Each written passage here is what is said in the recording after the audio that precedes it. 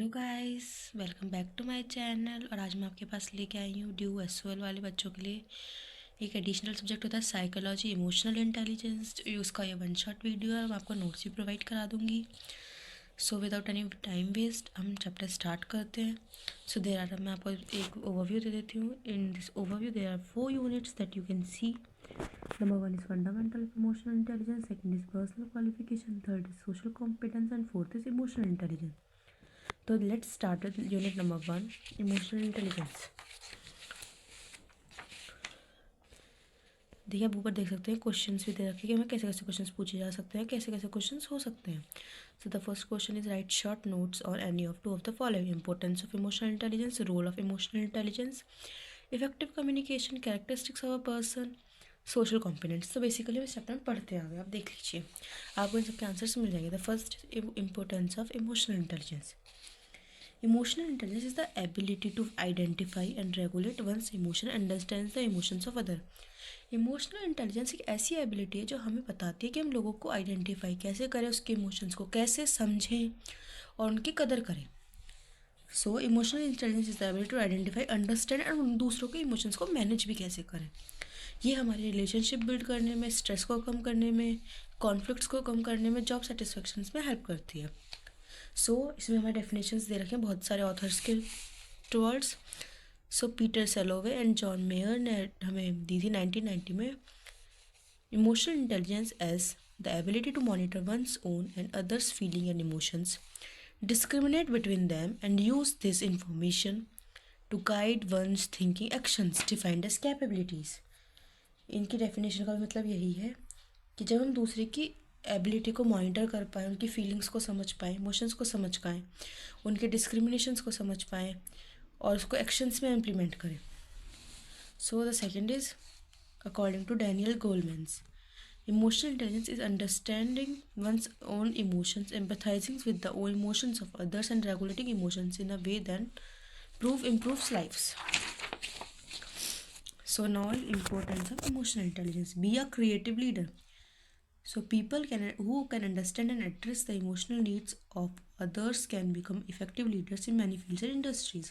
इसमें बताया गया है जो इम्पोर्टेंस है इमोशनल इंटेलिजेंस की, वो क्रिएटिव लीडर को क्रिएट करती है। जो लोग हमारे या किसी की भी प्रॉब्लम को समझ सकते हैं, उसको एड्रेस कर सकते हैं, वो लोग हर फील्ड में कहीं ना कहीं एक इफेक्टिव लीडर के रूप में प्रूव होते हैं। And the second is develop strong relationship. अगर हम किसी के इमोशनल इंटेलिजेंस को आइडेंटिफाई कर पाते हैं तो हम एक स्ट्रॉन्ग रिलेशनशिप को एस्टेब्लिश कर सकते हैं, चाहे वो फैमिली मेम्बर्स से हो, फ्रेंड्स से हो, किसी से भी हो। And then builds confidence. अगर हमारा इमोशनल इंटेलिजेंस अच्छा होगा, हम लोगों के साथ सक्सेसफुल कन्वर्सेशंस कर पाएंगे लाइफ में, वर्क प्लेसेस में, एनी वे। उससे हमारा कॉन्फिडेंस बूस्ट होगा और हम लाइफ में आगे जा पाएंगे। Then is resolving conflicts make more easily.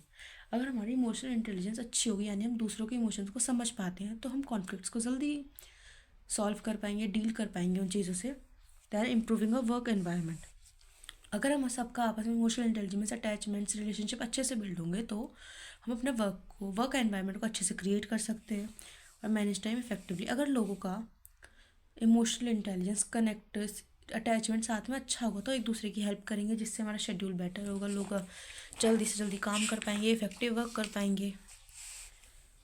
And seventh is people with good emotional intelligence have a happy life style and being happy is important for everyone. Basically आप समझ भी पा रहे होंगे, जैसे कि इमोशनल इंटेलिजेंस होता है, अगर किसी लोगों के पास अच्छा है तो वो अपना लाइफ स्टाइल को अच्छा बना सकते हैं, और अगर हम खुश हैं तो वो बहुत इंपॉर्टेंट है लाइफ में। And then is 8 point, your financial condition also remains good due to excellent emotional intelligence skills.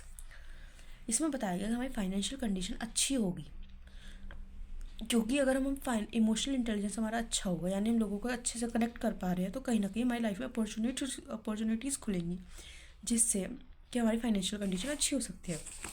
Then next topic is role of emotional intelligence in collaboration and framework. Emotional intelligence is the ability to recognize and accept your emotions, understand your weaknesses, capitalize on your strength, manage your emotions in a positive way, show empathy, build relationships, and inspire others. एक emotional intelligence एक ऐसी ability है जो हमें लोगों के emotions recognise कराती है, उन्हें एक्सेप्ट करने में हेल्प करती है, उनकी वीकनेस बताती है, अपनी वीकनेस बताती है, कि उनको उन वीकनेसेस को स्ट्रेंथ में कन्वर्ट करना सिखाती है, हमें इमोशंस को अच्छे से मैनेज करना सिखाती है, जिससे हमारे रिलेशनशिप्स अच्छे होते हैं, हम किसी को एम्पैथी दिखा सकते हैं और लोगों को इंस्पायर कर सकते हैं. So the role of emotional intelligence in collaboration and teamwork. Teamwork means that collaborating efforts of a group.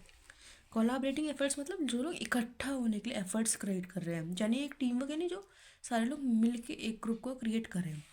This effort is made to achieve a common goal. Of course अगर हम टीम क्रिएट करें तो हम किसी एक प्रॉपर इंटेंशन के लिए team create कर रहे हैं, जिससे कि वो टास्क इफिशियंटली डन हो पाए. And teamwork is seen within the framework of a team. The people involved in the team depends on each other and work together for a common goal.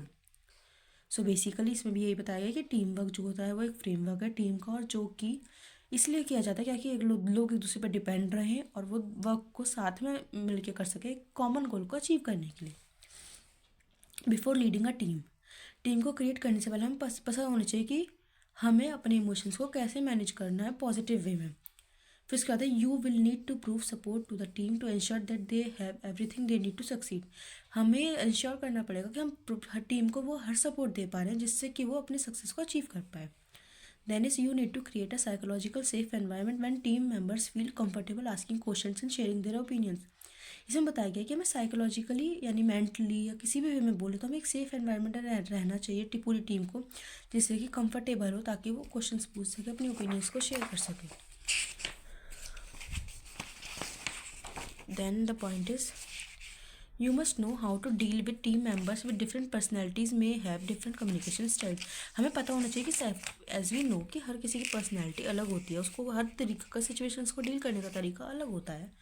तो हमें पता होना चाहिए कि हम सिचुएशंस को कैसे डील कर रहे हैं, और हम पता होना चाहिए कि डिफरेंट लोग उसको कैसे डील करते हैं ताकि हमारा कम्युनिकेशन स्टाइल अच्छा हो. फिर इमोशनल इंटेलिजेंस में क्या आता है, सेल्फ एंड सोशल. पहले होता है कि हम अपने आप को रिकॉग्नाइज करें कि हम क्या हैं, सेल्फ अवेयरनेस, यानी हम अपने आप को समझ पाएँ पहले कि हम एक्चुअली में है क्या, यानी हम अपने आप की समझना, अपने मूड्स को समझना, अपने इमोशंस को समझना. फिर आता है सोशल अवेयरनेस, जब हम इमोशनल मेकअप समझ पाएँ अदर पीपल्स का, जो उनके इमोशनल रिएक्शंस हो सकते हैं. फिर है रेगुलेशंस, अपने ऊपर हमें क्या रेगुलेशन लगाना चाहिए, सेल्फ मैनेजमेंट, यानी कि हम अपने पास कंट्रोल रख पाएँ अपने इमोशंस पे, उनको अच्छे से डील कर पाएँ, उन्हें जजमेंट देने से पहले सोच पाएँ. उनसे अगर हम किसी चीज़ पे एक्शन लेने जाते हैं उससे पहले हम सोचें कि हम सही एक्शन ले रहे हैं या गलत एक्शंस ले रहे हैं. Then is social skills. Social skills होता है सोशल पीपल के लिए, यानी हम ऐसे एक इंसान बने कि हम सोशल रिलेशनशिप्स एक मैनेज कर पाएँ, नेटवर्क बिल्ड कर पाएँ, कि हम कॉमन ग्राउंड पे रहें और लोगों के साथ डील कर पाएँ. मैंने आपको ये सब चीज़ें यहीं पे बता दी हैं, ये चारों पॉइंट्स आप एक बार देख सकते हैं और इसका हम कंक्लूजन देखते हैं. The role of emotional intelligence is very important in collaboration and teamwork as it is essential for success in both fields. This role means for supporting and understanding individuals' feelings, thoughts and experiences as they work closely with their peers. The resulting organization's partnership and collaborations create an environment that inspires members toward excellence. तो इसमें बताया गया है कि जो emotional intelligent है उसका role बहुत ज़रूरी है हमारी कोलाब्रेशंस में, टीम वर्क में, क्योंकि वो हमें हर चीज़ में सक्सेस लेने में हेल्प करता है. इस रोल का मतलब होता है हम लोगों को सपोर्ट करें और एक दूसरे के इंडिविजुअल्स की फीलिंग्स को समझें, थॉट्स को समझें, एक्सपीरियंसेस को समझें, जिससे कि ऑर्गेनाइजेशन में वर्क अच्छा हो और हम दूसरे को एक्सीलेंस की तरफ कन्वर्ट कर पाएँ. And the next point is effective communication. Effective communication is the process of exchanging information between two or more people. Effective communication एक ऐसा प्रोसेस है जो लोगों में दो से ज़्यादा लोगों में इंफॉर्मेशन एक्सचेंज करने का काम करता है. ये एक प्रोसेस है जिसमें हम आइडियाज़ एक्सचेंज करते हैं, thoughts, opinions, knowledge and data. उसका कहते हैं communication help us expresses clearly understands other, build relationships and build prosperous societies. By developing these skills we can become effective communication and achieve success in our personal life. So ये line आप याद रख सकते हैं. Communication is the creation of social relationships through message. Effective communication means mutual exchange of information, ideas और feeling. Effective communication is important as it is vital mechanism for individual survival and prosperity. Here are some key points. A person must have sharp observation skills to acquire greater knowledge and information. अगर हमें mutual exchange करना है information और idea का, तो हमें observation होनी चाहिए कि वो किस वे में उसको नॉलेज को ट्रांसफ़र कर पाएगा। फिर क्लैरिटी एंड कंसाइजनेस, हमारे जो मैसेज हो वो बहुत शॉर्ट में हो, सिंपल वर्ड्स में हो, कि जो लोगों को वो समझ पाए और वो उसका अंडरस्टैंड कर पाए कि हम बोलना क्या चाहते हैं। फिर लिसनिंग एंड अंडरस्टैंडिंग, और ये बहुत इंपॉर्टेंट स्किल है जिससे कि हमारे अटेंटिव हैं, अगर हम पेशेंस लिसनर हैं तो हमें हेल्प मिलेगी कि हम लोगों को समझ पाएँ, उनका मैसेज को अच्छे से इंटरप्ट कर पाएँ। फिर है emotional intelligence, a person must be emotionally aware and have the ability to influence others from within. Emotional intelligence यहाँ पे बोला गया है कि हमें ऑब्वियसली पर्सन्स के इमोशनली अवेयर होना चाहिए, जिससे कि हमें दूसरों को इन्फ्लुएंस करने की शक्ति मिल सकती है। फिर self efficacy, he must have confidence in himself and his abilities to achieve the communication. तो इस पॉइंट से कि हमें पहले बार अपने लिए तो होना चाहिए कि हम सेल्फ कॉन्फिडेंस है, तभी तो हम आगे कुछ कर पाएंगे। Then is confidence, being one of the essential communication skills. Confidence enhances the meaningfulness of the message being conveyed. Respect, अगर हम इसका तो आप ऑब्वियसली समझ गए होंगे, रेस्पेक्ट मतलब अगर हम कोई मैसेज रेस्पेक्ट से, कर्टसी से डिलीवर कर रहे हैं तो उसकी वैल्यू रिसीवर के दिमाग में बढ़ जाती है, जिससे वो उसे और अच्छे से डील करता है। फिर नॉन वर्बल कम्युनिकेशन, जहाँ पे हम बिना बोले एक्शंस करें, body language, facial expressions, eye contact etcetera. फिर choosing the right medium, of course हमारा ये इंपॉर्टेंट फैक्टर है कि हम ऐसा मीडियम चूज़ करें जिससे कि मैसेज हमारा सही तरीके से जाए और वो व्यू पॉइंट समझ जाए रिसिपेंट हमारा। फिर प्रोवाइडिंग फीडबैक, इफेक्टिव कम्युनिकेशन हमेशा टू वे प्रोसेस होता है। एक पर्सन जो उसको स्टार्ट कर रहा है, द सेकेंड वन जो उसको फीडबैक देके कंप्लीट कर रहा है। And is the 7 C's of effective communication. It's देख सकते हैं आप, correctness, courtesy, concreteness, clarity, considerations, conciseness and completeness. So इसका कंक्लूजन देखते हैं। Effective communication is the process of exchanging ideas, opinions, knowledge and data, जो कि ऊपर बता दिया गया है। It's purpose is to ensure that message is understood and with clarity and purpose. Effective communication makes both the sender and the receivers feel satisfied, जो कि बहुत कॉमन है। अगर हम दो लोग आपस में बात कर रहे हैं और वो हम अच्छे से बात कर पा रहे हैं, तो हम कहीं ना कहीं रिसीवर भी सेटिस्फाई हो जाएगा और सेंडर भी सेटिस्फाई हो जाएगा। So the characteristics of a person with high emotional intelligence, ऐसे पर्सन को हम कैसे आइडेंटिफाई करें जिसकी इमोशनल इंटेलिजेंस हाई होती है। People with emotional intelligence can recognise their own and others emotions, जो जिन पीपल में इमोशनल इंटेलिजेंस होती है वो अपने इमोशंस और दूसरे के इमोशंस को समझ पाते हैं, और वो लोग इमोशनल इन्फॉर्मेशन को यूज़ करते हैं थिंकिंग और बिहेवियर की फॉर्म में। People with emotional intelligence are good in controlling their emotion, जो पीपल इमोशनल इंटेलिजेंस में अच्छे होते हैं वो अपने इमोशंस पर कंट्रोल कर पाते हैं, वो सोशली अवेयर होते हैं कि इमोशनल, वो अवेयर होते हैं और वो दूसरों को भी हेल्प करते हैं इमोशनल मोटिवेशन को देने में, and can maintain good relationship with them, और जिस वजह से हम उन लोगों के साथ अच्छा रिलेशनशिप बना सकते हैं। Characteristics of a person with high emotional intelligence, first is self awareness. कोई इंसान अच्छा लेवल पे इमोशनल इंटेलिजेंस तब अचीव करता है जब वो सेल्फ अवेयर हो कि वो क्या कर रहा है, क्या वो खुद सेल्फ इमोशनल इंटेलिजेंस अवेलेबल कर पा रहा है अपने आप को। इन चीज़ों में पता चलता है कि वो क्या एक्चुअल में अवेलेबल है। फिर सेल्फ मैनेजमेंट, और अगर वो अवेलेबल है तो वो और अपने आप को कैसे डेवलप कर सकता है, और वो नहीं है तो वो अपने आप को कैसे डेवलप करेगा। फिर से सेल्फ रेगुलेशन, अगर हम सेल्फ अवेयर हैं, इमोशनली इंटेलिजेंट पीपल जो होते हैं वो अपने इमोशंस को कंट्रोल कर सकते हैं और उन पर चेक कर सकते हैं, नहीं हमें अपने सेल्फ के लिए रेगुलेट होना पड़ेगा। फिर है मोटिवेशन, ऑफ कोर्स आपने समझे गए हुए, जो हाई इमोशनल इंटेलिजेंस वाले पीपल होते हैं वो हाईली मोटिवेट होते हैं, जिससे कि वो अपने आप को ऑप्टिमिस्टिक रख पाते हैं, अपनी लाइफ को एंजॉय करते हैं डिफिकल्ट टाइम में भी। फिर है एम्पैथी, जो लोग हाई इमोशनल इंटेलिजेंस वाले होते हैं वो हमेशा लोगों को एम्पैथी दिखाएंगे और उन्हें अपनी लाइफ में बेटर बनने का प्रोसेस दिखाएंगे, सिचुएशंस दिखाएंगे, और वो लोगों से कनेक्ट भी कर पाएंगे। फिर सोशल स्किल्स, कहीं ना कहीं हमारा जो इन लोगों के पास हाई इमोशनल स्किल्स होती हैं, इमोशनल इंटेलिजेंस होती है, वो लोगों को सोशल स्किल्स की फॉर्म में, यानी सोशली लोगों को हेल्प करते हैं ताकि वो जेन्युइनली लोगों की केयर कर पाए, रेस्पेक्ट कर पाए। फिर relationship management is a process of the building and maintaining positive relationships with customers and clients. जो रिलेशनशिप मैनेजमेंट है वो ये एक प्रोसेस है जो हमारे पॉजिटिव रिलेशनशिप को क्रिएट करने में हेल्प करता है कस्टमर्स से, क्लाइंट्स एंड पार्टनर्स अदर्स से। फिर है social competence aspects of emotional intelligence, this is unit number 2। आप भी देख भी सकते हैं एक बार, this is in fact you are not even thinking, हम यूनिट नंबर 2 भी ख़त्म कर चुके हैं। So it's unit number 3 social competence. देखते हैं हम यहाँ पे social competence of aspects of emotional intelligence. Social intelligence is a skills that can be acquired through daily life experiences of understanding people and understanding one's behavior. Of course हर चीज़ हमें bookish knowledge से नहीं मिल सकती, कुछ चीज़ें हम life में सीखते हैं। ऐसी सोशल इंटेलिजेंस है वो ऐसी स्किल्स है जो हमें डेली लाइफ के एक्सपीरियंसेस से आती है, ना कि किसी चीज़ को पढ़ के। एक दूसरे के बिहेवियर को समझ के ही ये चीज़ हमें आ सकती है। It's about a person's ability to communicate effectively and interact with people in an empathic and articulate manner. ये एक ऐसी स्किल है जो पर्सनस की एबिलिटी को जस्टिफाई करती है कि वो कम्युनिकेट कैसे कर रहा है पीपल से, उसको इंटरेक्ट कैसे कर रहा है, उन्हें एम्पैथेटिक कैसे फील करवाया है, उन्हें एक पावर अपने एक पॉजिटिव एनर्जी कैसे फील करवा रहा है। Social competence aspects of emotional intelligence, Mayer and Salovey 1997 में इन्होंने बोला था the ability to understand emotions, access emotions and generate them so as to aid thought, understand emotions and emotional knowledge, and reflect on emotions to promote emotional and intellectual development can control from। इसमें उन्होंने बताया था जो लोगों के पास ability होती है emotions को कंट्रोल करने की या उनको समझने की, उसके बाद उन पर ट्रीटमेंट लेने की कि वो आगे कैसे डील करें उन चीज़ों से, वो कंट्रोल कर सकते हैं अपनी एम्पैथी को।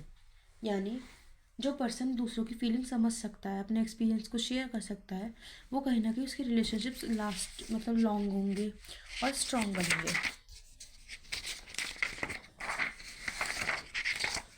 देन इफेक्टिव कम्युनिकेशन, जो पर्सन स्किल सोशली अवेलेबल है तो उसकी कहीं ना कहीं कम्युनिकेशंस बहुत इफेक्टिव होंगी, यानी उसमें दोनों पीपल सेटिस्फाई हो जाएंगे, senders and receivers. Then is right action for the right act, social timing. ये स्किल्स ऐसी है जो पर्सन को उसकी एबिलिटी प्रोवाइड करती है कि वो रिस्पॉन्स कैसे करे, उस टाइम में कैसे करे, अप्रोप्रिएट टाइम में कैसे करे, किस वे में करे, प्रॉब्लम सॉल्विंग। अगर हम दो लोग आपस में सोशली डिस्कस कर लें, उसको समझ लें, तो कहीं ना कहीं प्रॉब्लम सॉल्व हो जाएगी। Community involvement, with this skill a person actively participates in the contributes to it. अगर कोई पर्सन सोशली बहुत अच्छा है इमोशनल इंटेलिजेंस में, तो वो कहीं ना कहीं सोशल प्रोग्राम से पार्टिसिपेट करता है, उन्हें कंट्रीब्यूट भी कर सकता है। करेज, कहीं ना कहीं हम सोशली इमोशनल इंटेलिजेंस अवेलेबल है, सोशली कॉम्पिटेंस है, तो हमारे पास एक करेज आ जाती है, कॉन्फिडेंस आ जाता है। उसका बाद कल्चरल एंड ग्रुप वैल्यू, जो सोशल कॉम्पिटेंस पीपल होते हैं कहीं ना कहीं उनके पास एबिलिटी होती है वो कनेक्ट कर सकते हैं डाइवर्स सिचुएशंस, डाइवर्स कल्चर वाले पीपल से भी, क्यों, because they know how to treat the people. Then is defined emotional intelligence, describe any two models of emotional intelligence. देखिए आप यहाँ देख सकते हैं जो मैंने आपको पढ़ाया था, emotional intelligence is the ability, और आपको रीड कर लीजिएगा। इमोशनल इंटेलिजेंस मॉडल देख लीजिए आप, ये मुझे थोड़ा टॉपिक अच्छा लग रहा है, आप एक इसको पढ़ सकते हैं, तो यहाँ पे आपको समझा देती हूँ। Emotional intelligence model. There are three major frameworks into which emotional intelligence models can be classified. Ability model. This equates emotional intelligence with mental abilities and assesses them through instruments that classify responses into right or wrong. Ability model एक ऐसा model है जो emotional intelligence को mental abilities से connect करवा पाता है और जिससे हम अपने रिस्पॉन्सेज को क्लासीफाई कर सकते हैं राइट और रॉन्ग में। फिर है mixed model. According to this model emotional intelligence EI combination होता है एबिलिटीज़ का और पर्सनल ट्रेट्स का। फिर है ट्रेट मॉडल। ट्रेट मॉडल में जो EI है वो एबिलिटीज़ होती है similar to personality traits rather than abilities and adepts personal testing. यानी इस ट्रेट मॉडल में बेसिकली बताया गया है जो EI है वो कहीं ना कहीं सिमिलर है पर्सनैलिटी से।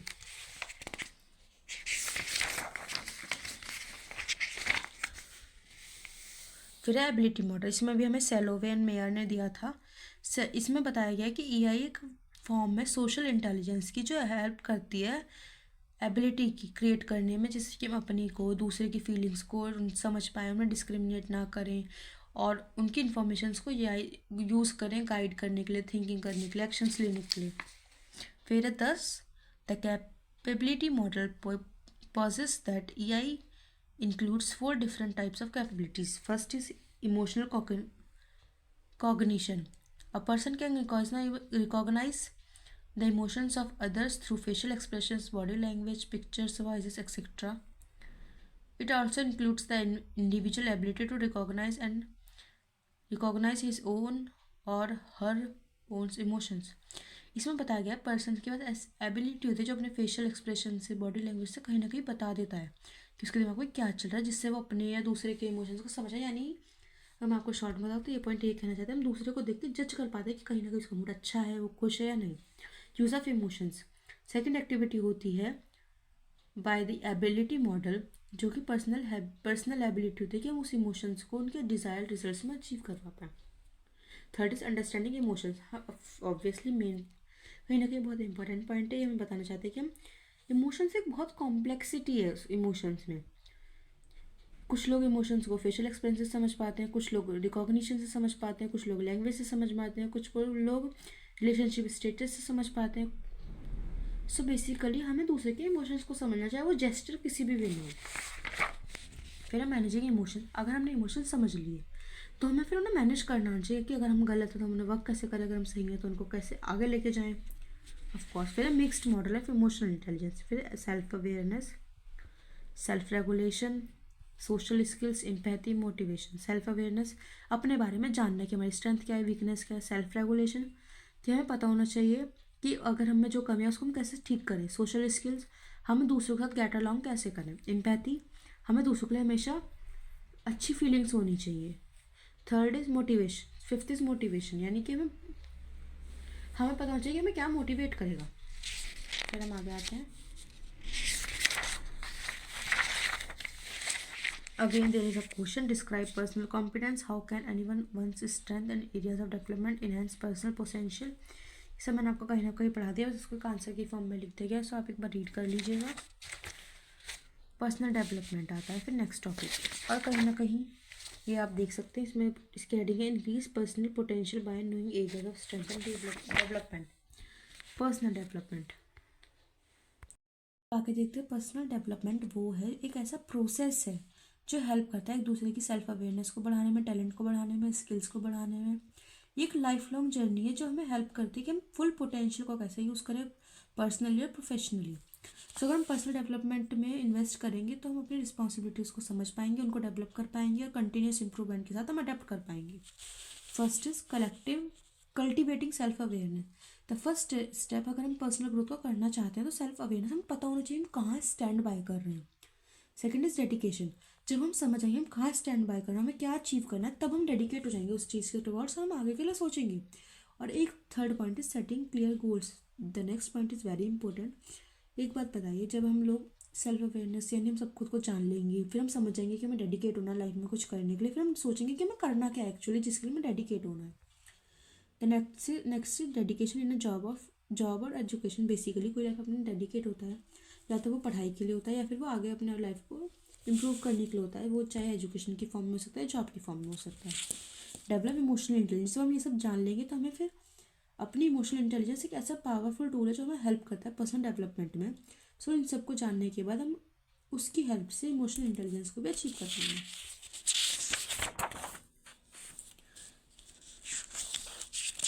I don't think these questions are that much needful. हाँ, लेकिन हम यहाँ पे आ सकते हैं। This point is strategies to develop emotional intelligence. It is important to have some proactive strategies to develop emotional intelligence skills. Here are some methods you can use to develop emotional intelligence to promote a better work environment for the workplace. First is self awareness. Self awareness एक ऐसी driving force है जो हमें development में help करती है work place पे। जैसे कि हमें पता होना चाहिए हमें कैसे बिहेव करना है डिफरेंट सिचुएशन में, इमोशंस के साथ, दूसरों के इमोशंस की रिस्पेक्ट करते हुए। हमें खुद के इमोशंस पे वैल्यू करनी है, अंडरस्टैंड करना है अपने थॉट्स को और ऑब्जर्व करना है अपनी मेंटल स्टेट को। फिर सेकंड है self regulation. Self regulation refers to how you manage your emotions, behaviours and impulses. Self regulation एक ऐसा चीज़ है जो हमें हेल्प करती है कि हम कैसे अपने इमोशंस को मैनेज करें, बिहेवियर को मैनेज करें। फिर है empathy. Empathy is the ability to imagine how another person is feeling by imagining how would you feel if there were. So basically empathy की एक सिचुएशन से हम रियल लाइफ में सोचते हैं, अगर कोई हमसे हर्ट है कि वो हमसे क्यों हर्ट है, क्या अगर हम उसकी जगह होते तो हम भी हर्ट होते। This is the example of the situation. Then fourth is inspiration. Motivation refers to your ability to motivate yourself and others to take action. Motivation, inspiration, अगर हम अपनी लाइफ में इंस्पायर होंगे, दूसरों से मोटिवेट होंगे तो हम बहुत कुछ अचीव कर सकते हैं। फिर सोशल स्किल्स, उसके बाद हमें अपने आप को एक्सप्रेस करने के लिए सोशल स्किल्स आनी चाहिए, हमें कैसे डील करना है, कैसे लोगों को ट्रीट करना है। फिर है recognise efforts, employees are motivated to perform even beyond their capabilities when their efforts is turning a project into a success are recognized. Basically कोई भी एम्प्लॉय हो अपने एफर्ट्स और ज़्यादा इंक्रीज कर देगा जब दिखेगा उसका उसका काम उसे प्रेज करा जा रहा है, उसे उस काम की वैल्यू मिली जा रही है। फिर यहाँ पे भी क्वेश्चन है, enumerate various self regulation strategies to manage anxiety and depression. So आप इसको देख सकते हैं, anxiety to manage anxiety and depression some self regulation strategies are, way good life style को है मैनेज करें, फॉलो करें, प्रॉपर ईटिंग हैबिट्स को क्रिएट करें, spending more time with family and friends, because कहीं ना कहीं फैमिली फ्रेंड्स के साथ रहेंगे तो हम डिप्रेस कम फील करेंगे। Express your feelings to a special friend, कोई ना कोई आपका स्पेशल फ्रेंड हो तो इससे अपने फीलिंग्स को एक्सप्रेस करें जिससे आपका माइंड को अच्छा फील हो। अपनी लाइफ में कहीं ना कहीं एक्सरसाइज, योगा और मेडिटेशन को लाएं जिससे कि आप माइंड को शांत रख पाएँ।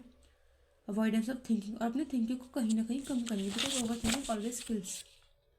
Meditation and mindfulness, kriya, meditation और sadhana, practising regular meditation can help you to reduce your anxiety and depression, कहीं ना कहीं मेडिटेशन हमारी हेल्प करेगी जिससे हमारा डिप्रेशन कम हो सकता है। Daily mindful practices, do a mindful practice from time to pay attention to your thoughts and feeling, अपने माइंड को समझें, उसे टाइम दे। हेल्दी हैबिट्स, रेगुलर एक्सरसाइज करें, हेल्दी डाइट, हमेशा अच्छा खाना खाएं जिससे आपका माइंड शांत रहे और आपको भी तबीयत खराब ना हो जिससे कि हमारी मेंटल हेल्थ भी अफेक्ट होती है। Third is my time management, clarification of goals, हमें गोल का क्लैरिफिकेशन होना चाहिए और हमें पता होना चाहिए कि हमें कहाँ टाइम ज़्यादा अच्छी इन्वेस्ट करना है। Scheduling time for specific task, हमें हर टाइम के लिए हर काम के लिए एक फिक्स टाइम बनाना चाहिए जिससे हम लाइफ में रेगुलर हो पाएँ, अपने गोल्स को अचीव कर पाएँ। फिर है पॉजिटिव थिंकिंग, सेल्फ टॉक, अपने आप से बात करें, अपने आप को जानें। Use of life saving words, use positive words to increase your self confidence, अपने आप को समझें, अपने लिए ऐसे वर्ड्स बोले जिससे आप मोटिवेट हो। सोशल सपोर्ट, अपने क्लोजेस्ट सपोर्टिव पीपल्स के पास जाएं, उनसे बात करें कि आप क्या फील करते हैं। इंपॉर्टेंस ऑफ स्लीप, अगर हम रेगुलर स्लीप पे अपनी बॉडी को एडिक्वेट रेस्ट देंगे तो हमारी मेंटल हेल्थ भी इम्प्रूव होगी।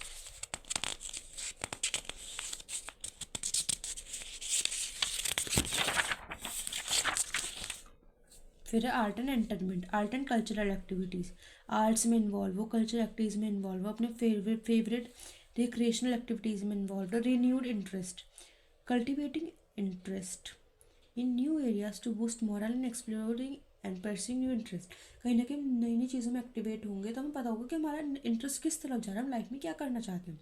Self reflection, daily self reflection, अपने आप को रोज़ थोड़ा समय जिससे अपने थॉट्स और फीलिंग्स और सेंसेशंस को समझ पाए। Routine for contemplation, create a routine to contemplate your life at a certain time. Your contemplation, create a routine to contemplate your life at a certain time, कहीं ना कहीं आप अपने आप को थोड़ा समय देते रहें जिससे अपनी लाइफ को आप कंटेम्पलेट कर पाएँ, रिलैक्स कर पाएँ। Mindful use of social media, social media का बहुत लिमिटेड यूज़ करें, अच्छी जगह यूज़ करें और उससे पॉजिटिव एंड इंस्पिरेशनल थॉट लेना कि नेगेटिव एंड जो हमारे माइंड को डिस्टर्ब करें ऐसे थॉट्स। फिर यहाँ पे again question, describe the aspects of effective communication that are essentially nurturing a relationship. आप एक बार देख सकते हैं, ये सब वही क्वेश्चन हैं। उसके बाद आ सकता है हमारे पास, आपको मैं देखती हूँ क्या पढ़ा सकती हूँ। 7 C's of principle of effective communication, ये आपने पीछे पढ़ाई रखा है।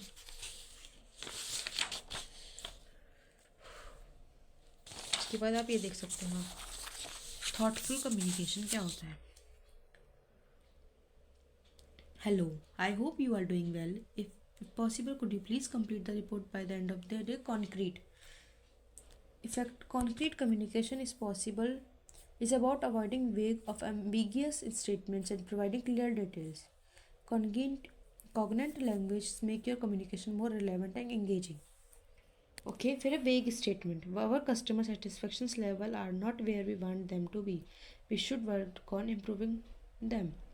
ये होती है vague statement. फिर solid communication. Our customer satisfaction survey results from the last quarter और सेटिस्फेक्शन स्कोर। तो बेसिकली अगर हम फैक्ट्स के साथ बात करेंगे तो लोग को ज़्यादा समझ में आएगा, लोग ज़्यादा सीरियसली लेंगे हमारी बातों को। फिर है discuss the role of emotional intelligence in conflict management. Conflict में आपको ये ऐसे समझा देता, आपको समझ आ जाएगा। इमोशनल इंटेलिजेंस कैसे रोल प्ले करते हैं कॉन्फ्लिक्ट मैनेजमेंट में, यानी जब दो लोगों का लड़ाई हो रही है तो वो कैसे सॉल्व होगी इमोशनल इंटेलिजेंस के थ्रू। कॉन्फ्लिक्ट एक ऐसा कॉमन फिनोमिना है जो बहुत पर्सनल और पर्सनल रिलेशनशिप्स में आ सकता है। अगर हम इसको अच्छे से हैंडल ना करें तो ये बहुत हार्मफुल भी हो सकता है, जिससे कि हमारे वैल्यूबल कनेक्शन ख़त्म भी हो सकते हैं। तो हमारे इमोशनल इंटेलिजेंस के कुछ कॉन्फ्लिक्ट मैनेजमेंट्स के रोल्स हैं। Empathy, social skills, self awareness, self regulation, motivation, ये सब मैं आपको पढ़ाते आ रही हूँ बार बार वही चीज़ें दे रखी हैं आपको। And the good thing is your syllabus is over and you can watch this video, you can read these notes, and you will score good marks. And if you want to study further, you go through the book also. So I hope you like the video. Please like, share and subscribe to my channel. Bye guys.